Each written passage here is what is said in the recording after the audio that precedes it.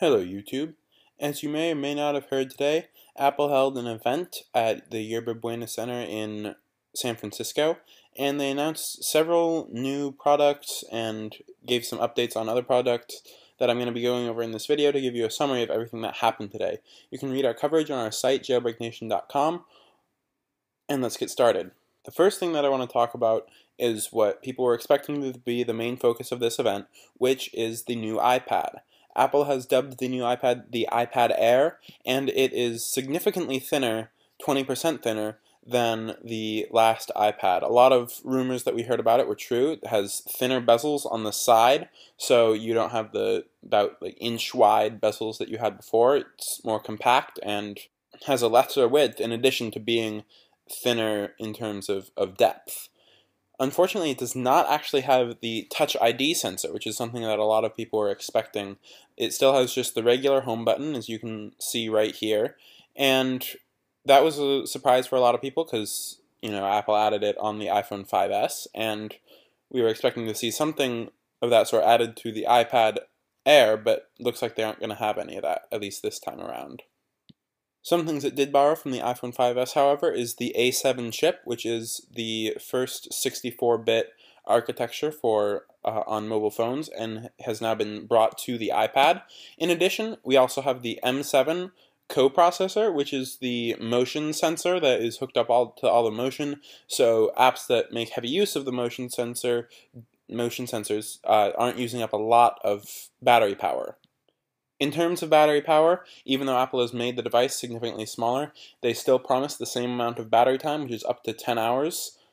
And that's always a very good thing that Apple has been good about, is providing a lot of battery life, and even if they make the device thinner, not cutting down on the battery life to do that. The Wi-Fi has been improved as well. Apple now promises up to 2 times faster Wi-Fi, which is 300 megabits per second. So there's a lot of upgrades in that area to provide a lot faster Wi-Fi if you've got a quick connection, so that you don't have to wait as long for things to load over the internet.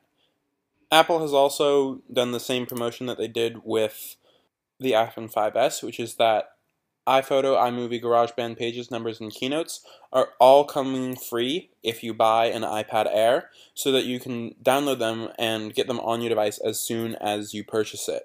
This is a cool little extra thing that I like that Apple threw in, because those apps altogether can get pretty expensive, so it's nice to see them just tossing it in there for someone who's already spending hundreds of dollars on a product. There's also dual microphones on the iPad Air to cancel out audio that comes from the direction that you're not pointing the camera at, which just adds another little addition to recording video or audio when you're trying to keep some sound out of it. Of course, the iPad Air comes with all of the additions of iOS 7, as you would expect. It'll be sold with iOS 7 on it, and you can also get the iPad Smart Cover or Smart Case to use with your device if you want to just cover the screen, or if you want to enclose the whole thing in a leather case. Apple also has that option. And the Smart Cover is the same polyurethane coating that they have used before. Next, I want to talk about the iPad mini.